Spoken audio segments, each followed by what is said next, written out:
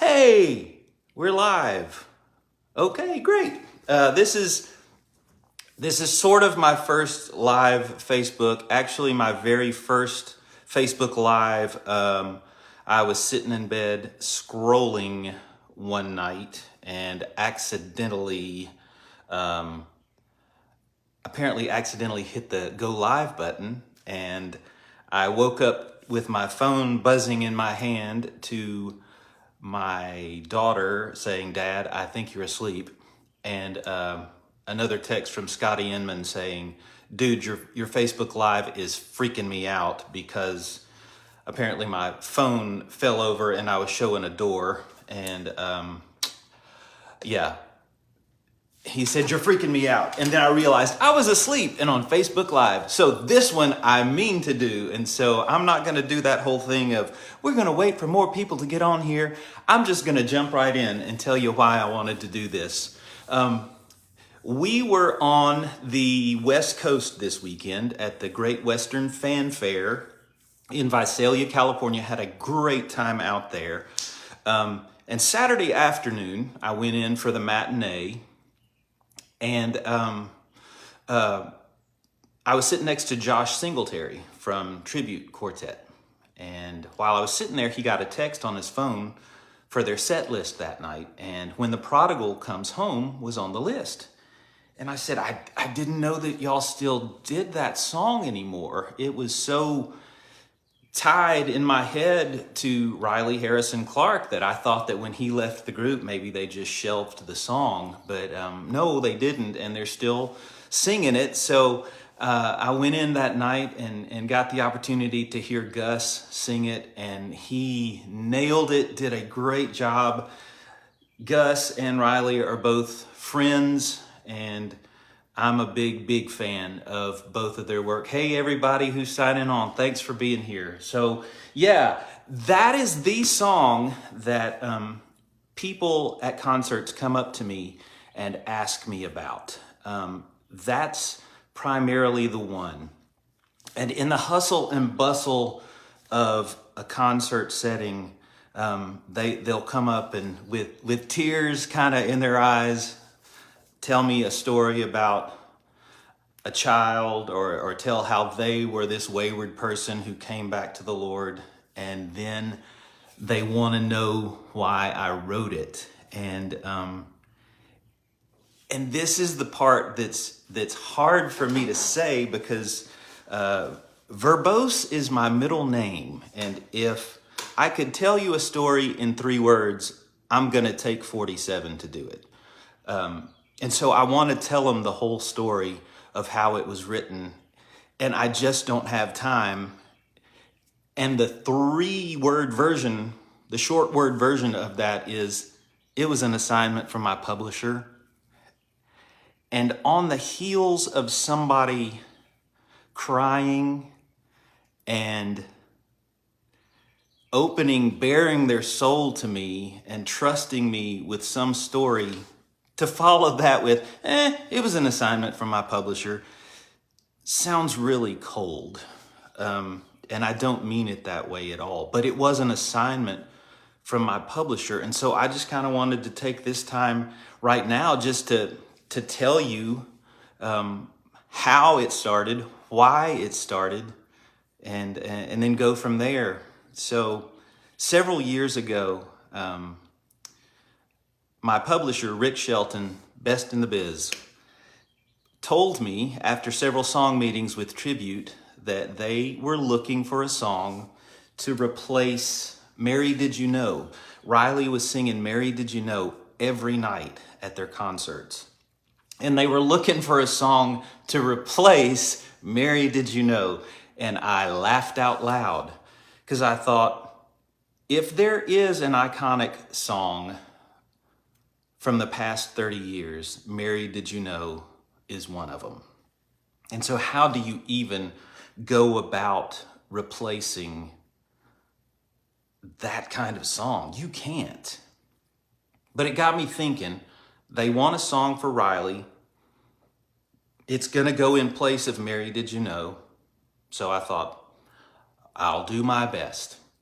And these are the kind of things that you can't tell somebody in 2 minutes after they've just opened their soul to you. And so when they say, tell me why you wrote it, I usually just say, I wrote it for somebody like you. Because the truth is, I've never been the wayward child. Thank the Lord, I don't have wayward children. If you happen to see this, don't start now. But here's what I know about songwriters. And I think if you want to write songs, this is true for you already. But if you were going to write songs, this is the kind of thing that you've got to develop. All the songwriters that I know are hardcore empaths. We just feel things deeply. So I knew that I wanted to write some kind of heartfelt song for Riley, even if it was presented to me as an assignment. And so that's where I started. Because I think ultimately you've got to get to the place of giving somebody, Dusty Wells always says heart music. We have got to get heart in it. There's an old quote about book writers that says, no tears in the writer, no tears in the reader. And I think for songwriters, that's our motto. No tears in the writer, no tears in the listener. Or not just sadness or those kinds of things, but if it's joy, you better have some joy when you're writing it if you want your listener to experience some joy. But Mary, did you know there's such a gravitas to this song, such a weighty topic that I thought, okay, it's got to be something like that. And so here is the how. I literally went up to my little studio upstairs, went to YouTube, and I watched 4 or 5 different versions of Mary Did You Know. I knew that song like the back of my hand. I could quote you the lyric. I think I could play it for you. So I knew it. But I just started listening to it from a place of why does this work and how could I borrow from it to write a song for Riley? And so that's what I did. I just went, I listened. And there were several things that I noticed about it. I noticed that it was obviously questions to a biblical character. It was set in a minor key. And the form, the song structure, there was no chorus. It was just a verse, a bridge section, and another verse. And so that's where I started. That's what I went off of. I started with sung to a biblical character, specifically questions. It's in a minor key. And the song form is what we call AABA. It's not a verse, chorus, which most songs are written in. I knew it was in Mary, did you know that your baby boy would one day walk on water? So that's where I started. And so I thought, okay, I'm going to write a song to a biblical character in a minor key. That's where I started. And so I'm Facebook Living on my phone, so I can't show it to you. But I have in my notes section of my phone, I have just a list of song ideas, song hooks, and I started scrolling through there, looking for something that might get me to that biblical character kind of thing. And I found a title that I had written down a long time ago that just said, When the Prodigal Comes Home. I don't know if I saw that phrase somewhere. I don't know if I said it to myself one day, but it made me feel something. So I wrote it down. And I thought, oh, well, I could write a song to the prodigal son. And so that's what I decided to do. So I'm going to write a song to the prodigal son. I'm going to make it sound minor, like Mary Did You Know. And then I still hadn't decided on what kind of song form I was going to use, because those AABA, the verse, bridge, verse songs, they're hard to get cut sometimes. And it's easier to write a verse, chorus, bridge if you need it, chorus, song. Those songs usually get cut easier than any other song form. So I was still thinking I would probably write a verse, chorus, song, but I knew I was going to sing to the prodigal son now. I knew I was going to try to put it in a minor key. So I started listing questions. And I think my first two lines were, did you wonder if you wandered off too far? Did it break your heart to break the Father's heart? And I got that far and went, time out. I can't do this.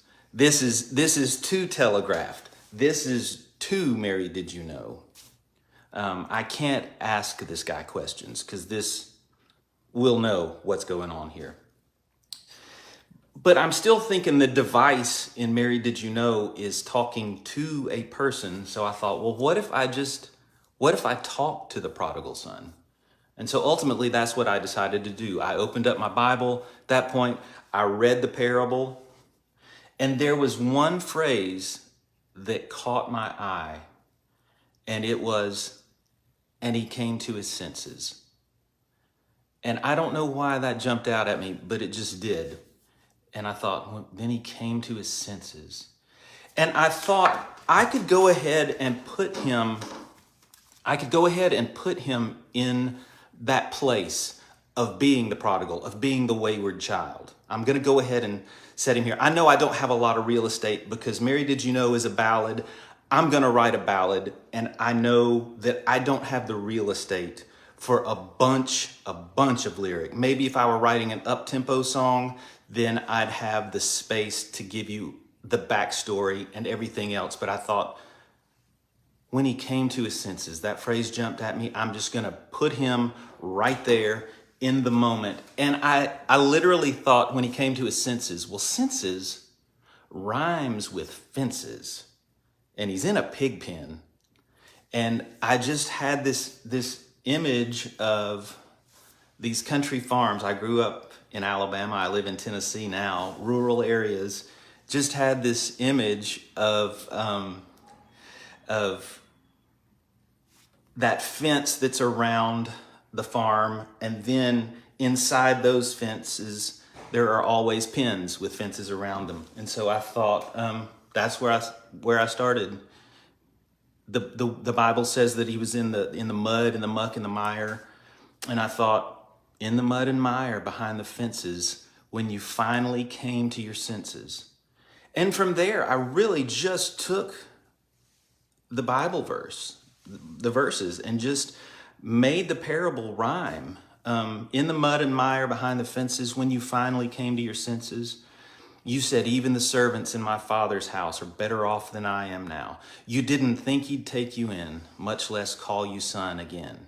You know, I'm imagining what this guy is thinking and trying to put myself in that place. Again, a place of empathy. One of my favorite books is To Kill a Mockingbird. And when Atticus says to Scout, you never really know a person till you consider things from his point of view, till you climb in his skin and walk around. So there I was, just trying to put myself in the place of the prodigal son. What's he feeling now that he has blown his fortune? He's blown his inheritance. He's eating in a pig pen, which for a Jew would be the lowest of the low, to be eating the scraps with the pigs. And so just trying to put myself in that place and imagine what he was feeling. And so the lyric just kind of fell out from that point. I've got it printed right here. So in the mud and mire behind the fences, when you finally came to your senses, you said, even the servants in my Father's house are better off than I am now. You didn't think he'd take you in, much less call you son again. Instead, you found a mercy so beautiful and wild that it looks beyond the foolishness to seek a wayward child. And at that point, I thought, what would I like if I were this guy? What would I want to hear? Because at this point, if I were him, my gut is thinking, I'm not worthy to go home. I can't be called my son, my father's son again. I've blown everything. What do I want to hear? And so I thought I would want to hear from the Father, there is no condemnation There's just a father who's waiting with his arms open wide to take you back in again. And so I started the chorus with that thought in mind, just thinking, what would the prodigal son want to hear? And then for verse 2, I just went back to the scripture and just started telling the story basically to him again, because I was in that place of going, I want to write a song to a biblical character. It's going to be too telegraphed if I ask him questions, but maybe it'll make sense if I just tell him his story. And then in a chorus, tell him what I think, if I were him, what I would want to hear. And I'd want to hear, there's no condemnation for you. Just a father who's waiting with his arms open wide to make you his son again. And I thought about the celebration, so I put that in the chorus too. And then a lot of times when I'm writing, it seems like a lot of writers go through that phase of going, well, this song has to have a bridge. And I only write bridges when I feel like there is something else that really, really needs to be said. And for this one, I did, because in my head, I'm writing this to the prodigal son.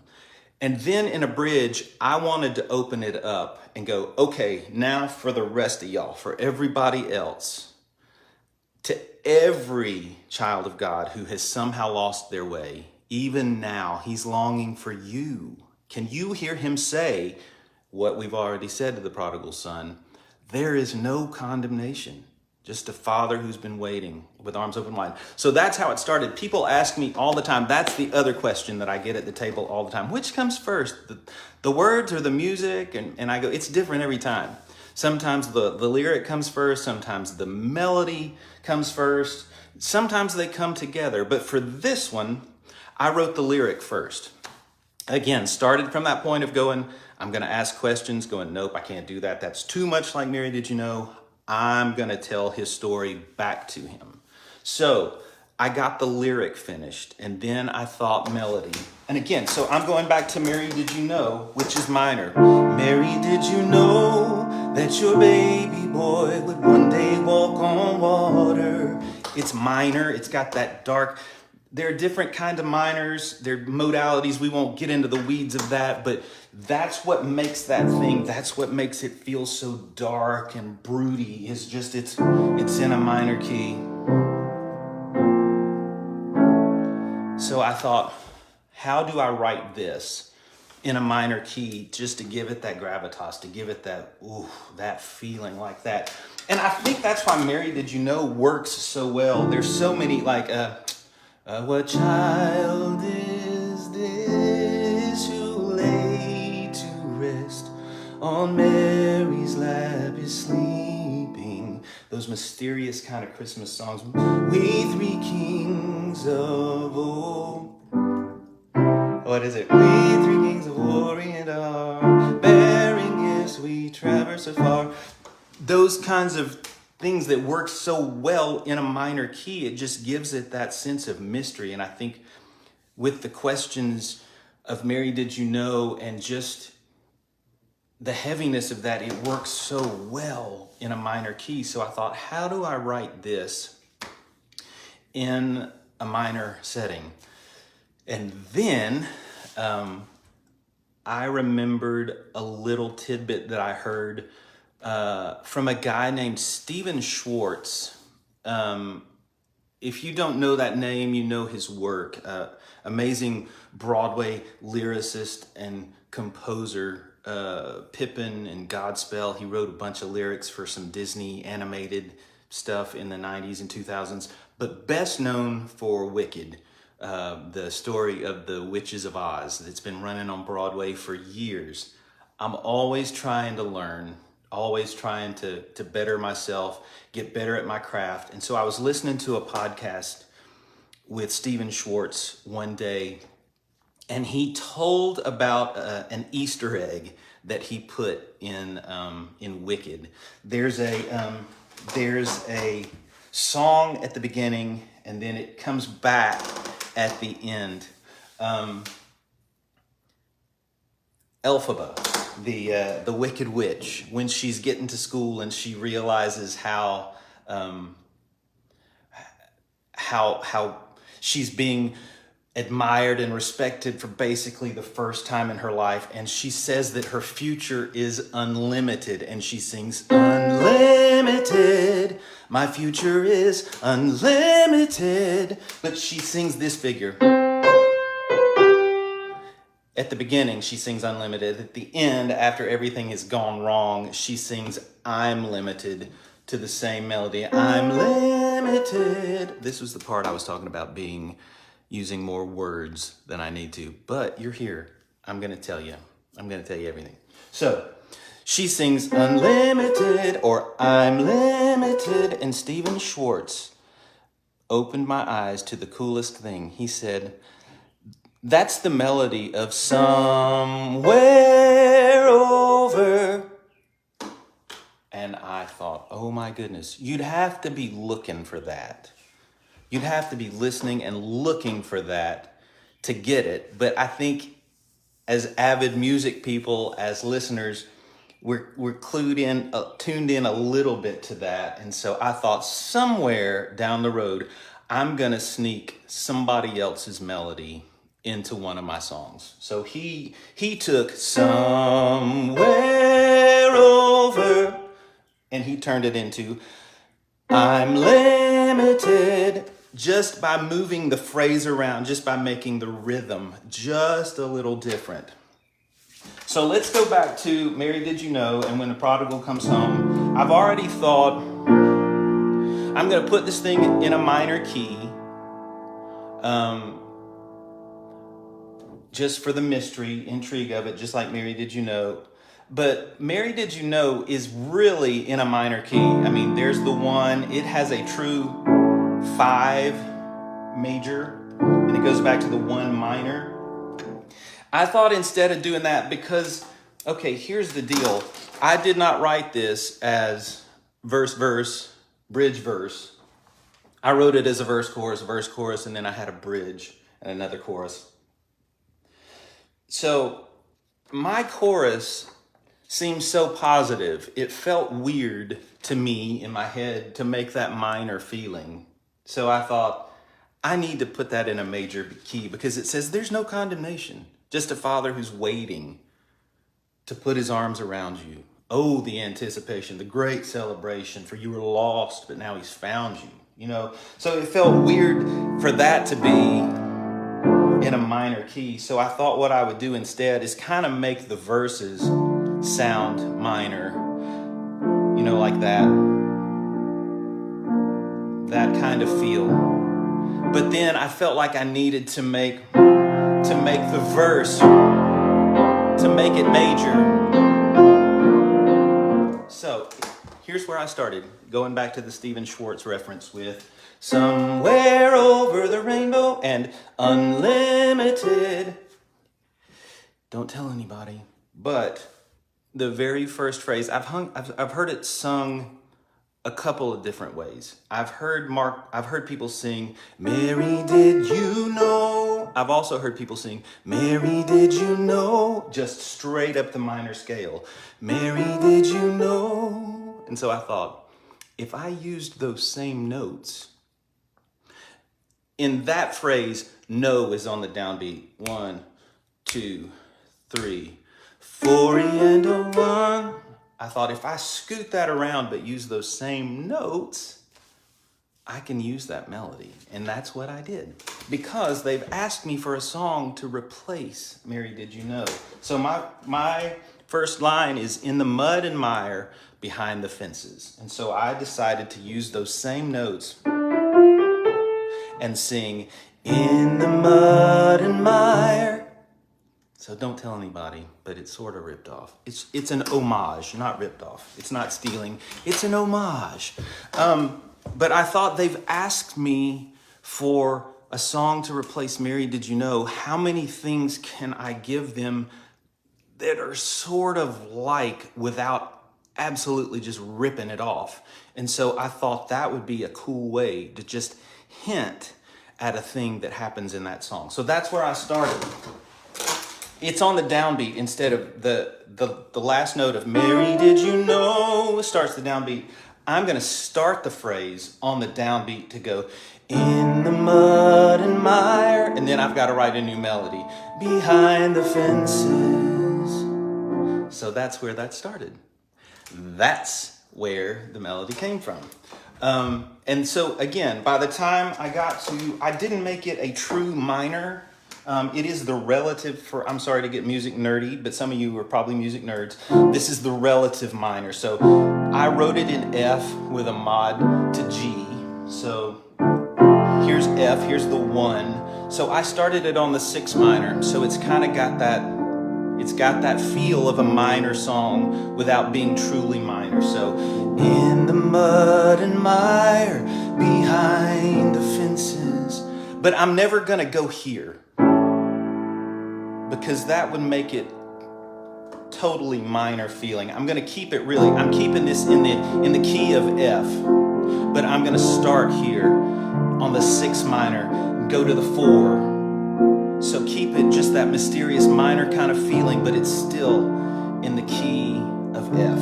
So that by the time I threw that flat 7 in there, because that's my favorite chord of all, I got back to a 5 so that I could go really big on the chorus. And so I will tell you this too. I knew who I was writing for. And so if you're a songwriter, even if you don't have access to pitch the song to the person that you're thinking, maybe go ahead and think about who you would like to sing the song. Well, I knew that I was writing this song for Riley Clark.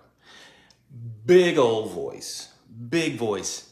Range is not going to be an issue here. In fact, I want to see how rangy I can make it, you know, because I want to give him the big notes. So let's keep it broody. He can do that breathing kind of in the mud and mire behind the fences. But then I'm gonna, there is no condemnation. I want him to have the opportunity to just go, oh, at the end of that thing.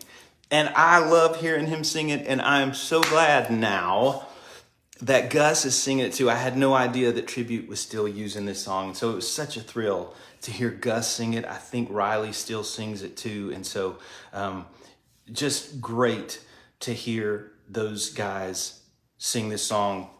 And so let me say again, when people come up with the question, and again, it's usually with tears. It's usually telling me the story of some child, or they were the child who was the wayward kid. There is a bird that is going crazy outside my window. Can y'all hear that? Squirrel. What was I saying? There's a bird that's driving me nuts. Somebody help me. What was I saying? Melissa, are you in there? Yeah. What was I saying? You were talking about range. Oh, range. I knew that range wasn't going to be an option. So I knew who I was writing for. So know your audience as you're beginning to write this. And then I think the thing that I was going to say was, so when people come up and ask me about the writing of this song, they assume that I had a wayward kid, or I was a wayward kid. And here's the thing that I want you to know. This song was totally written on assignment, but it doesn't have to be heartless because of that. So if you're a writer, allow yourself to feel things deeply. And I've never been a wayward child. I don't have wayward kids, thank you, Lord. But I sure have known people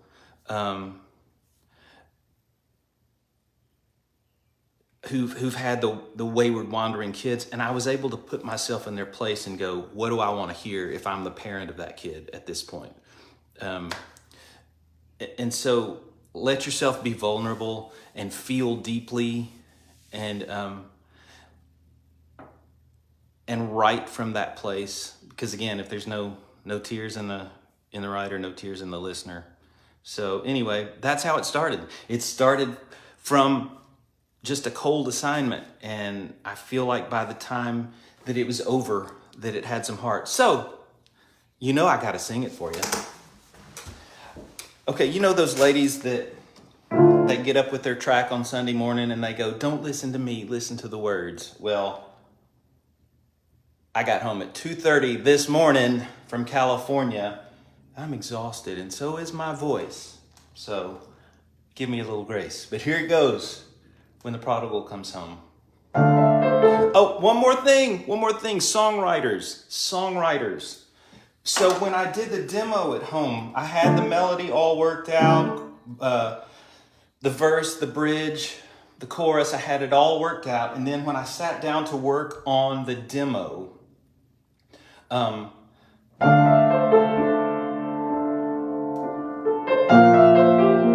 know that's nothing, but it's one more little hook that just draws somebody in. So especially if you're a melody person, think about lyric hooks. Think about hooks for the lyric, like at the end of choruses, beginning of choruses, things that are repeated patterns, repeated phrases is in the verse. But when I got ready to do the demo at home, I put this little thing in. Just that. And I've heard this recorded a few times, and every version that I've heard has included that little musical hook. So think that way, because that's just one more thing to draw somebody in. Okay, and here's how it went. In the mud and mire, behind the fences, when you finally came to your senses, and you said, even the servants in my Father's house are better off than I am now. You didn't think he'd take you in, much less call you son again. Instead you found a mercy so beautiful and wild that it looks beyond the foolishness to seek a wayward child. And there is no condemnation, just a Father who's been waiting to put his arms around you.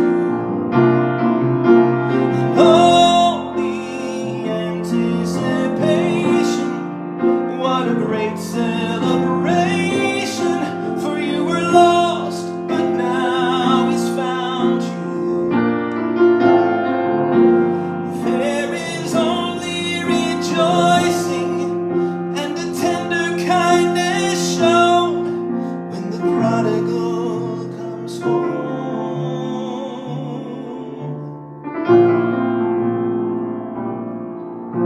Rehearsing words to beg him for forgiveness, and down the road you saw him in the distance, and as he ran to meet you face to face, wrapped you in his strong embrace, the acceptance in his eyes made you finally realize he will always love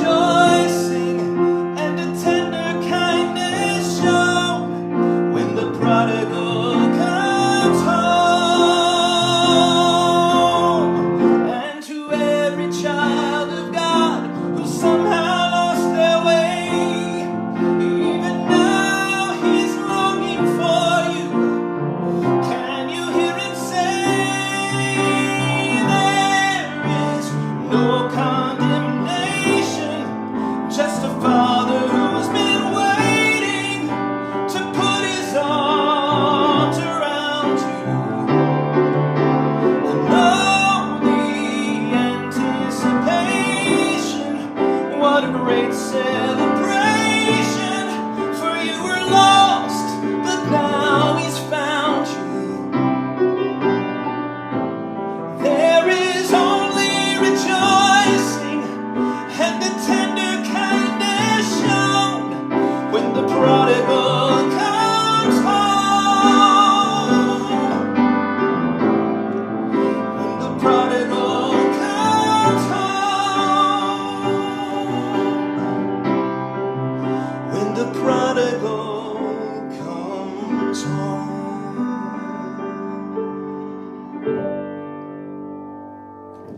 Okay, I thought of one more thing I want to say to the songwriters. I'm going to show you, I don't know if you can see my lyric here. When I wrote this verse, in the mud and mire behind the fences, when you finally came to your senses, you blah, blah, blah, blah, blah. And then I have a pre-chorus that says, instead you found a mercy so beautiful and wild that it looks beyond the foolishness to seek a wayward child. I felt like I needed to say that. I didn't feel like I could go from the verse right into the chorus. I felt like I needed, I've said all this bad stuff. You were in the mud and mire, behind the fences. You finally came to your senses. You thought, my father will never accept me. But even the servants are better off now. All this negative stuff that I felt like I needed something to turn the thought before I got to the chorus. So I said, instead, you found a mercy so beautiful and wild that it looks beyond the foolishness to seek a wayward child. Chorus, there's no condemnation. I wrote verse 2 thinking I just want to, it'll work to go, rehearsing words to beg him for forgiveness. Down the road you saw him in the distance as he ran to meet you face to face, wrapped you in his strong embrace. The acceptance, it works to go, the acceptance in his eyes made you finally realize there is, it works, and I wanted it to do that. But there are artists who will look at a lyric and go, well, verse 2 is different from verse 1. And so I went ahead and wrote a pre-chorus, even though I didn't feel like it needed one. So it says, last half of the verse, he ran to meet you face to face, wrapped you in his strong embrace. The acceptance in his eyes made you finally realize. I thought, well, I gotta write something that he finally realizes. And so I thought, well, he would realize that he will always love you and you'll always be his son, no matter where you've wandered, no matter what you've done. So I went ahead and wrote that, and I recorded it on the demo, but I made a note when I turned it into my publisher, and I said, that second pre-chorus does not need to be there. But again, there are certain artists, I don't know if Tribute's one, but there are artists who will look at a lyric and go, wow, those things, the second verse is different from the first. Why is that? They want symmetry. And so I wrote it symmetrical, but just turned it in with a note that said, you don't need to record the second pre-chorus. It'll work just fine to go from verse 2 right into the chorus. Interestingly, they decided, Tribute, Daywind, whoever decided to single this song and send it to radio. And these are not the days of Bye Bye Miss American Pie, drove my Chevy to the levee. 10-minute songs don't work on radio anymore. It's great if they can be like 2 minutes and 30 seconds. 4 might even be pushing it today, little over 4. And this was a long song. And so I went to the label and I said, if you'll cut out this from the intro, if you'll cut out this from the turn, if you will completely cut out the pre-chorus the second time around, you can shave it down a lot. And so they ended up doing an edit for radio that did do all of that, cut out the pre-chorus and the second verse completely and just went straight to the chorus. So that's how it was written. So when somebody comes up to me at a table, deeply emotional, and goes, why'd you write that song? It feels so cold and callous to go, it was an assignment. Yes, it was. But I hope that by the end of it, that I was seriously able to put some heart into it, because I have felt all of these things for friends whose kids just went off the deep end and became the wayward kid. So I felt their pain with them. And so that's the place that I ultimately was writing it from. So no, I haven't been a prodigal. I don't have prodigals, thankfully. But I know people for sure who have. So anyway, while you're here, would you do me a favor? I have a music page on Facebook. It's facebook.com/Lee Black Music. Lee Black Music. Facebook.com/Lee Black Music. If you haven't already followed that, liked it, would you do me a favor and do that? Because I'd like to do more stuff like that, but I want to do it there and I want to grow that following. So Lauren Talley, can we ask questions now? Yes, I was just going to say, it's been 45 minutes and I told y'all I talk a lot. I'm really a wallflower, but when it's about songwriting, I can talk forever. So any questions that you've got about that? And we can do this for a few more minutes because I'm hooked into American Idol again, and we didn't get to watch it last night because I was stuck in Denver, Colorado, trying to get to Nashville, Tennessee, and the storms were keeping us from Scotty Inman. Who's your favorite co-writer? Oh, dude, you know I'm not even gonna go there. All of you are my favorite co-writer. Favorite songwriter and why, Lauren Talley? Oh my goodness. Wow. Favorite songwriter and why? Probably Billy Joel, because that's just... I grew up on Billy Joel and Lionel Richie. Why do you not like Lauren Talley? What? Do you write with non-published writers? I usually write with either by myself. I wrote this one by myself. I've been trying to write more by myself. I usually write with the writers that my publisher sets me up with. Scotty Inman, why do you not like Lauren? Lauren Talley, I was hoping you'd say Billy Joel. Yeah, I know I'm guilty sometimes of, I know I can come off with that vibe. Rich Trimmer, can you give us some root beer rag? It's been years, so probably no.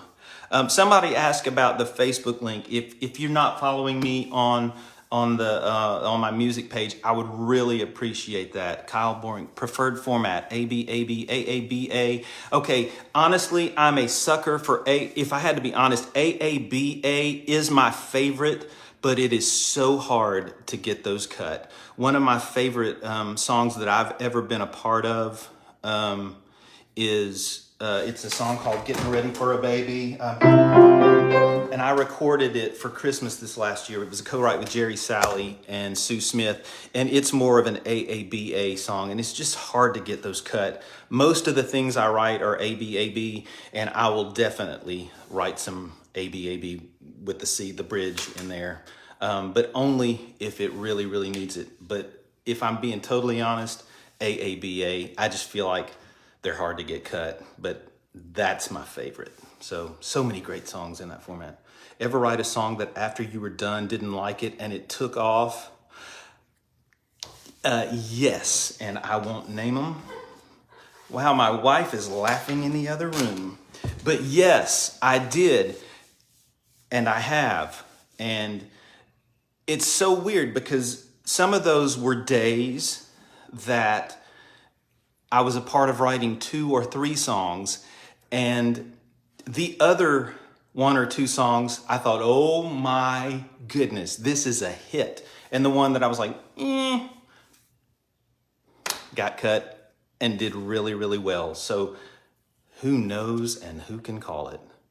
I was so hoping you'd say Joel or McCartney. Give an analysis of favorite Billy Joel song and why it's your favorite. Good night, my angel, now it's time to sleep. You know why?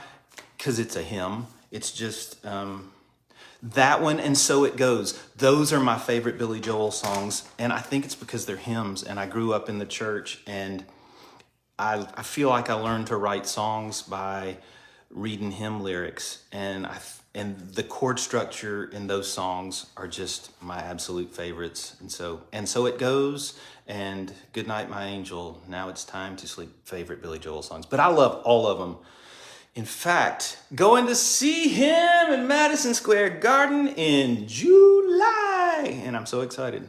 What is your favorite lyric you have written, and why? It's one you've never heard of, and it's called Because He Loved Me First. And Michael Booth keeps telling me he's going to record it, and he never has, so I guess I'm going to have to record it. I wrote it with a guy named Ross King. It's a hymn. It's my favorite lyric that I've ever been a part of. Thank you for sharing that, Dee Dee. Facebook.com/LeeBlackMusic. If you haven't followed that and liked it, I would greatly appreciate it, because I want to do this kind of stuff over there and save my Facebook page for pictures of my grandkids and what I had for lunch. You should do a live about one of your favorite uncut songs. I love that idea. Kyle, which one? One of my faves. Roy Orbison infamously abandoned the standard format to great success, crying. Ah, yes, I love getting ready for a baby. Thank you. How many songs do you write in a month?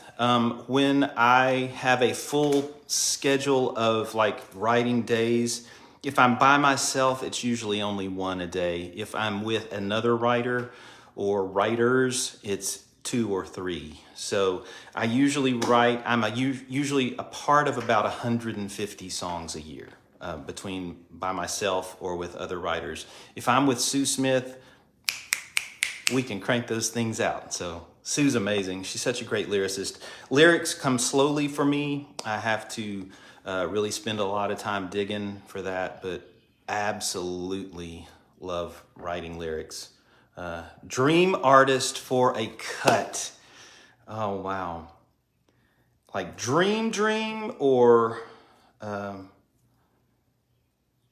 it's probably, wow, that's a hard one. Probably in gospel music, it would be Gaither Vocal Band. I've never had a Gaither Vocal Band cut. In secular, it would probably be somebody like Alison Krauss. I love her voice.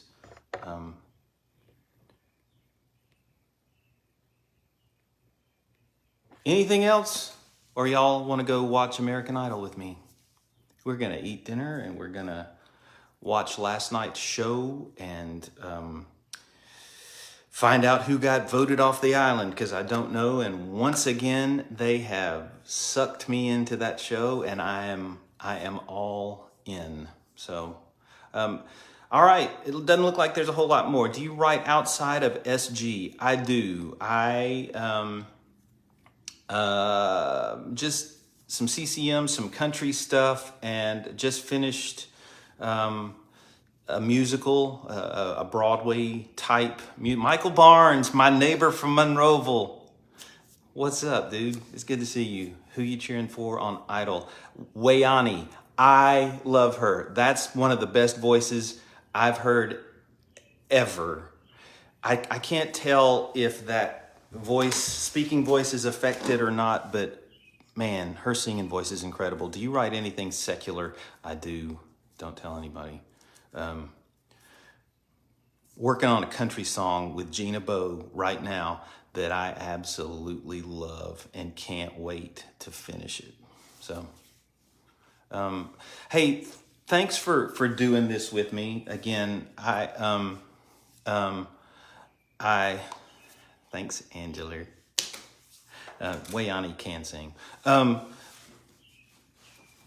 Like I said, I was so surprised to hear. I was so surprised to hear Tribute still doing the song, because in my head, it was a Riley song, and I love Riley singing. I love Gus's singing. Friends with both of those guys, and big fan of both of them. And I just thought maybe they retired the song when Riley left. But you know what? Legacy 5 is singing a song that another artist cut and did well with at radio, and they're not singing it anymore. And so Legacy 5 is. And songwriters are just like the kids who want their finger paint stuff taped up on the refrigerator. It kills me that I've got songs just languishing and not being sung. And so it was so great to hear Tribute sing that song again. And just, it blessed me. And it got me thinking, because that's the one that people usually ask me about. And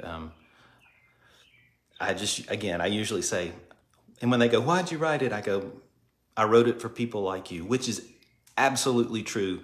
But in their moment of vulnerability, it feels really callous and cold to go, wrote it on assignment. I did, but hopefully I felt it. I put a lot of heart into it, writing it. And interestingly enough, here's the last tidbit, songwriters, and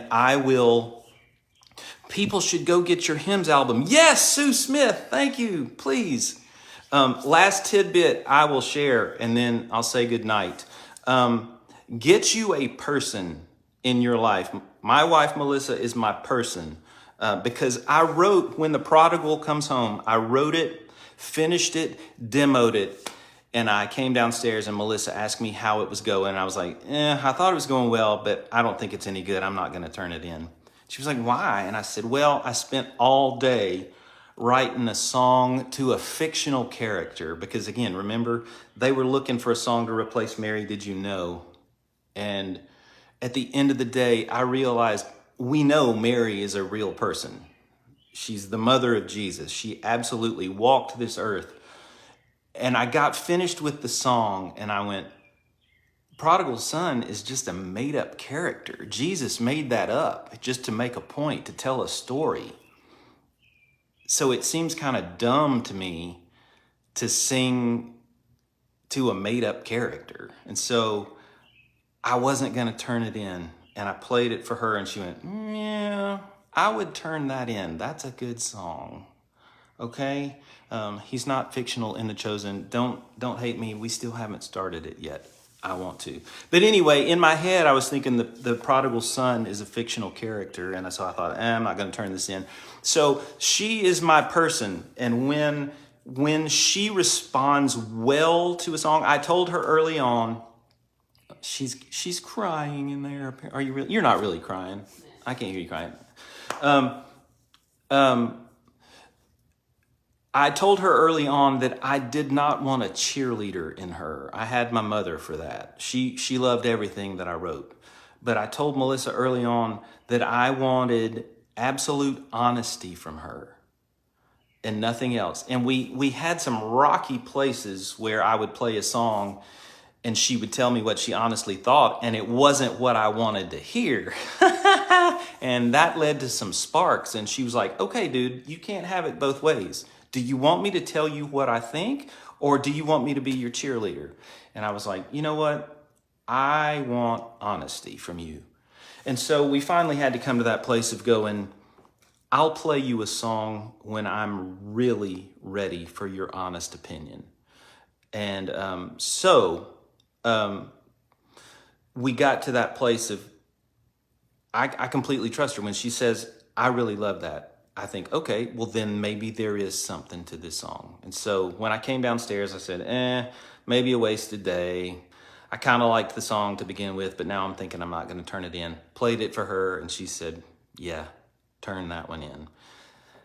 Glad I listened, turned it in, Tribute recorded it, and I loved what Riley did with it. And now I didn't even know, but I love what Gus does with it. And so anyway, I just thought I'd come on, and I didn't know I'd spend an hour talking about it, but thank you to the 55 of you who have endured until the end. And so, yeah, I would love to do more of this if this is something that maybe would interest people. I love talking about songs. I could talk about songs.